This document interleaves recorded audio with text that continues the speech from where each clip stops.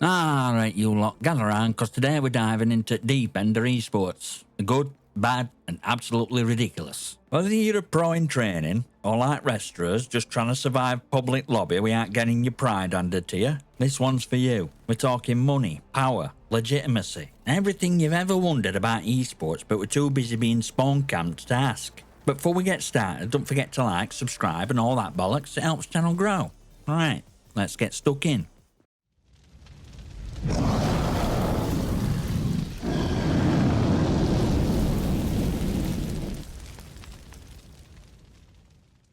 Alright, let's kick things off. We're talking about cold, hard cash behind esports. Because let's be real, this industry ain't just a bunch of gamers in the mum's basement anymore. We're talking billion-dollar deals, global audiences, and teams that make Manchester United look like a Sunday League side. Esports has exploded over the past decade, becoming one of the fastest growing industries in entertainment.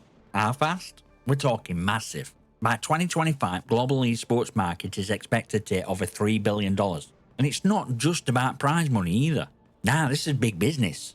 Sponsorships, media rights, merchandising, and of course, streaming deals. It's like football at digital age, except, with fewer concussions and more energy drinks. Business models here are wild too. You got team owners building brands like FaZe Clan, 100 Thieves, and G2. All of whom operate like bloody marketing machines. They're not just competing for trophies, they're raking in sponsorship deals from companies like Nike, Red Bull, and even car manufacturers like BMW.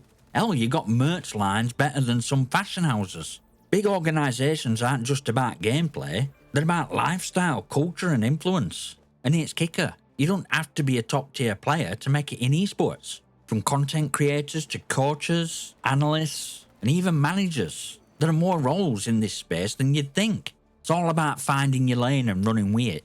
But if you've ever dreamed of going pro, hang tight, because I'm going to give you some killer tips on how to break it into esports scene without selling your soul to the devil or wasting your life in matchmaking hell. So you want to break into esports world, eh?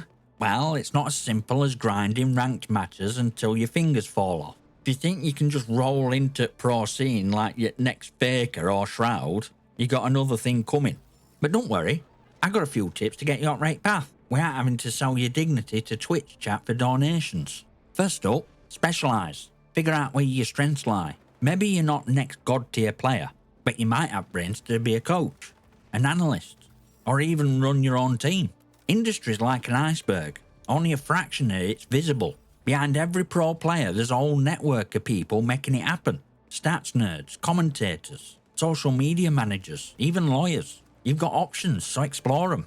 Next, network like your career depends on it, because it bloody well does. Esports is all about who you know. You got to get your name out there, whether it's through attending tournaments, interacting on social media, or working for smaller organisations to build your rep. And trust me, starting small ain't a bad thing. FaZe Clan didn't get built in a day, and neither will your career. Third tip, content is king. Even if you're a top tier player, you need to be creating content. Stream, make YouTube videos, engage with your community. Reality is, these organisations are looking for players who bring more than just gameplay. They want someone who can build the brand, bring in sponsorships and engage with fanbase. Last but not least, stay resilient. You're going to face setbacks, losses, and probably a few toxic lobbies that'll make you question your life choices. But guess what? Every pro has been there. It's part of the grind. So strap in, buckle up, and remember, it's a marathon, not a sprint. Right, now here's a question. Why the hell is esports still treated like oddball stepchild of traditional sports? I mean, we got packed arenas, billion-dollar prize pools, millions of fans watching live from around the world. But to some people, esports is still just kids playing video games in the mum's basement. Really? In 2024? Let's break it down. One of the biggest barriers is this old school mentality that if it doesn't involve sweating your guts out or some kind of ball, then it's not a real sport. You've got these ancient sports commentators who probably can't even send a text without squinting, saying things like, gaming ain't athletic enough. Ah, give me a break. Have you seen League of Legends final? Mental focus, reflexes and team coordination are on another level. It's like chess on crack, except with explosions and $1 million prize pool. Another issue? Understanding. Mainstream just don't get it. Ask average person on street what a jungler is, and they'll probably think you're talking about gardening, not gaming. Complexity of esports can be intimidating, and without that understanding, there's a disconnect between esports fans and everyone else. Then there's respect, or lack of it. Traditional athletes still look down the noses at esports players, like somehow being best at Fortnite is less impressive than, say, being good at tennis. They'll watch Ninja stream to 100,000 people live, but then call it a hobby. Funny, I don't remember the last time your hobby paid your rent, mate.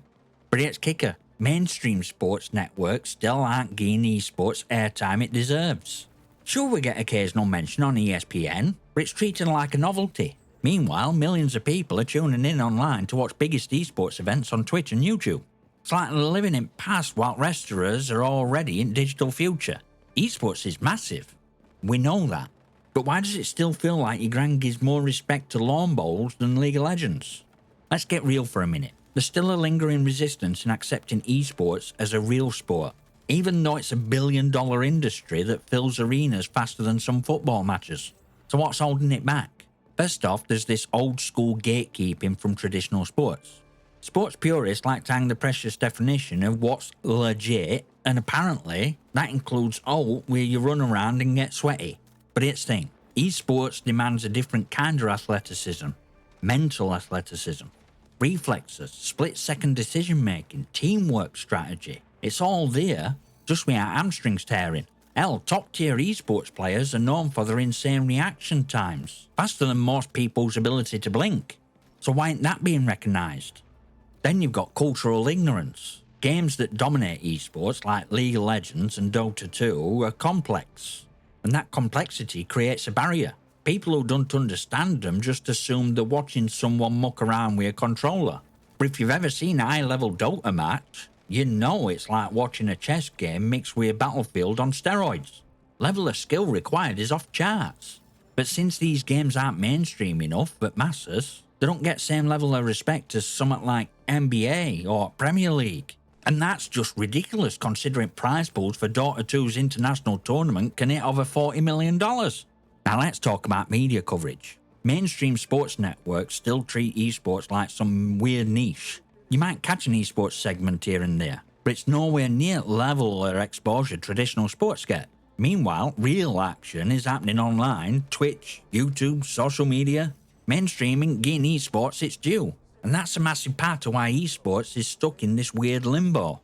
But let me tell you something, we're already seeing shift. Esports tournaments like League of Legends Worlds and Dota 2's International are bringing in millions of viewers. Not just online, but massive arenas. Fans are there, money's there, skill's undeniable. It's just a matter of time before esports becomes mainstream as football or basketball. So now we're going to talk about why this meteoric rise of esports could actually be a problem for us casual gamers. Yeah, you didn't think I was going to let esports off hook that easily, did you? It's time for gloves to come off. Esports is blowing up, right? And that's great for top 1% of players. Ones who can flick shot faster than a toddler can scream in background of your game. But let's talk about what this really means for the rest of us. Casual players who want to enjoy a match without feeling like we're auditioning for spot on FaZe Clan. It's ugly truth. Rise of esports has turned multiplayer gaming into a bloody sweat fest. Games like Call of Duty, Overwatch, and even Fortnite have been infected with this get good or get out mentality. Developers are designing games with pro players in mind, and we're at once suffering for it. Everything's so damn competitive now. There's no room for messing about, having fun, or actually learning game at your own pace.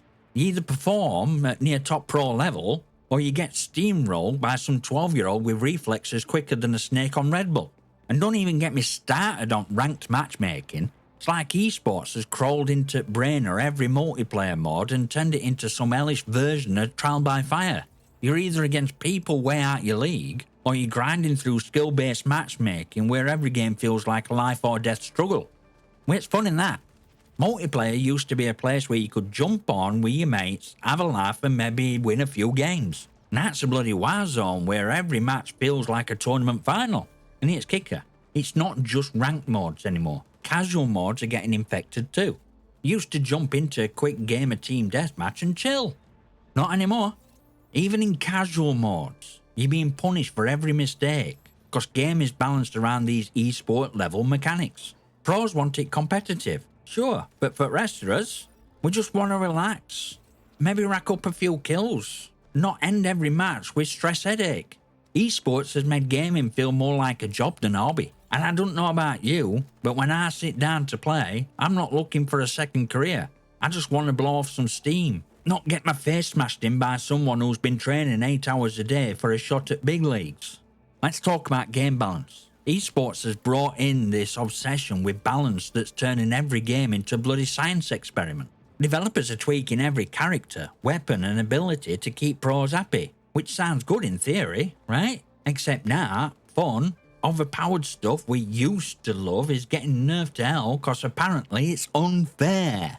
Remember when playing Call of Duty meant dropping a noob tube and watching chaos unfold? Or when you could run through a match in Overwatch with a busted character and just laugh maniacally? Yeah, those days are gone, mate. Now every patch note reads like a lawyer's brief, and fun is sacrificed to alter a balance. And it's not just pros ruining party.